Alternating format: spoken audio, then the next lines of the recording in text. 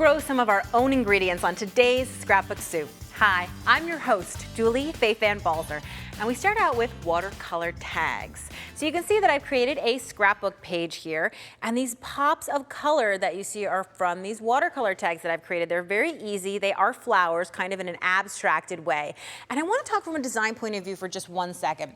Notice that my photos of this very fancy food are really pops of color on a large white background. So that's exactly what I've mimicked now with my scrapbook page. It's a large white background with kind of concentrated pops of color, okay? Something to think about, I think, is to take your photos and then move them to the next step in terms of design of your page. Let me show you though how I made these tags. It's super easy. So the first thing you need is some watercolors, and I'm going to work with some tube watercolors. You could also use pan watercolors. Those are the kind that you most commonly see that come in, they're sort of look dried as opposed to these that come out of a tube. And even though they come out of a tube like acrylic paint, it's not acrylic paint.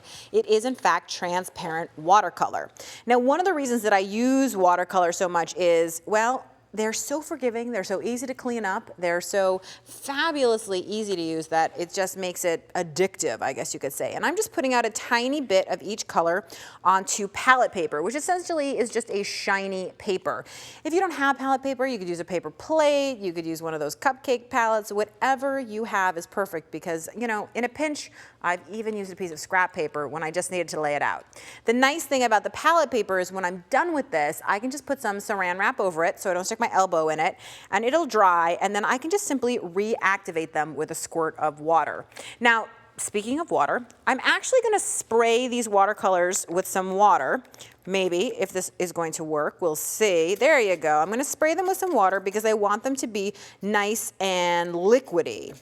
So I'm just going to add them. Now, I could totally do this with a brush, whatever else, but you know, just spraying it and making a mess is a little bit easier for me at this moment. Now, I have some blank tags here, and I like to do my painting in kind of an assembly line style. So I'm going to just line them all up.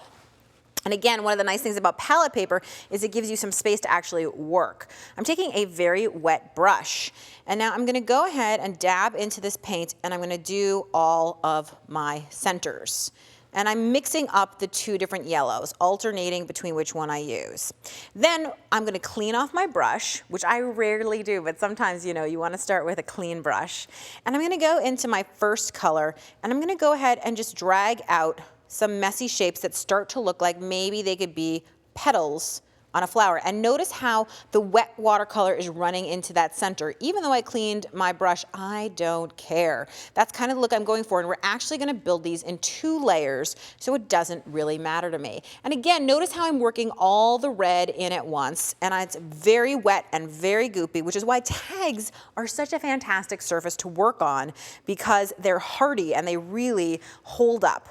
Now I'm going to go straight into my orange, and you can rinse your brush or you can load it with more water is really what I was thinking when I dipped it in, because I want that to be nice and soupy so that everything blends together. And you can see what an abstracted flower this is. In fact, some people would say, Julie, that's supposed to be a flower? And I would say, yes, use your imagination. It's like a squashed out flower with a yellow center and all these nice colorful petals coming out of it.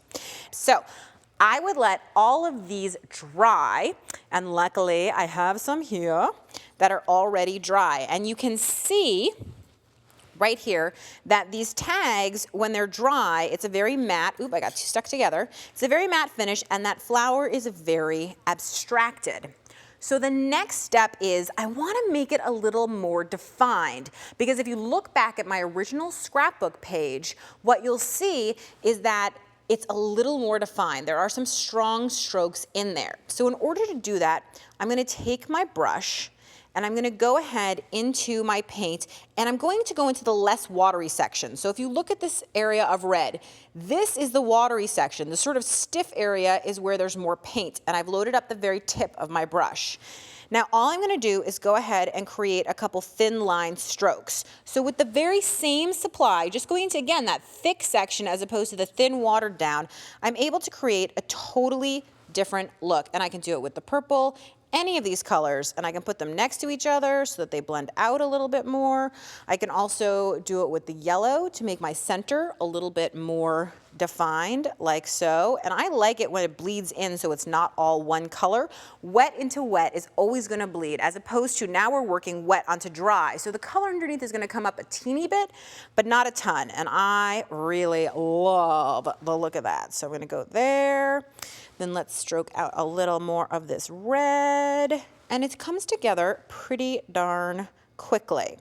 And so once you let that second layer dry, again with the assembly line style, you're gonna have some individual tags. So now let me put away all this wet stuff so we can actually start to assemble our layout. So what I'm gonna do is I'm going to take a piece of white cardstock, which I have of course gotten water onto, and you'll be a little more careful than me, I hope. And I have a bunch of little square photos. Now, taking all your photos and making them square is a great way to create a grid without even thinking about it. Now, I've just randomly laid these out, and you can take your time moving them around and saying, you know, the bunny's kind of like a face, and these are faces, so I think I want to spread out the faces. So I want one face maybe in the top row, one face here, and one face in the bottom row. So now I've spread out the faces enough that if this is a grid of photos, I've got a face in the second row, in the third row, in the first row, also in these columns, okay? And then with the food, again, I'm moving around, thinking about design choices. I don't want all the greens together, so I've got to split those greens up so that they're not all on top of each other. And then I don't like the grid being too regular. So I'm going to make some adjustments and play around, you know, with the placement, trying to figure that out. And I'm going to use my dried tags to help me out here with this. So for instance, I'm going to actually splash my title right across two of these tags. I can put another tag here to make that a little more even, so then that comes in, and I can keep playing around with some of the placement here. I don't like that. I think I'm actually gonna move this up and put the tag there. And let's see, I'm gonna put one here. And this is too big of a gap for me, so let me even that out. And again, this is all movable and creative, and you don't have to have any rules. It's a grid, but it's in a messy, kind of uncertain way. Now, I want to give you a quick tip about using some alphabet stickers. So a ruler is actually my magic tool for creating beautiful titles.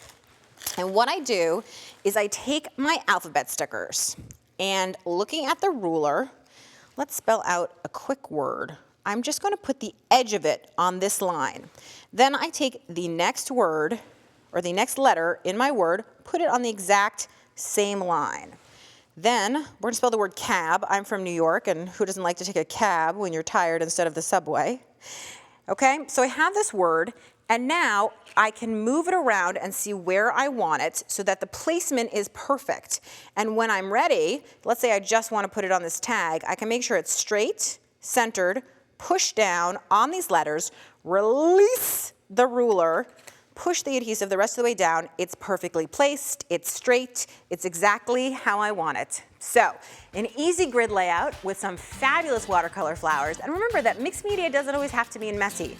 You can absolutely do a nice clean layout using some mixed media elements.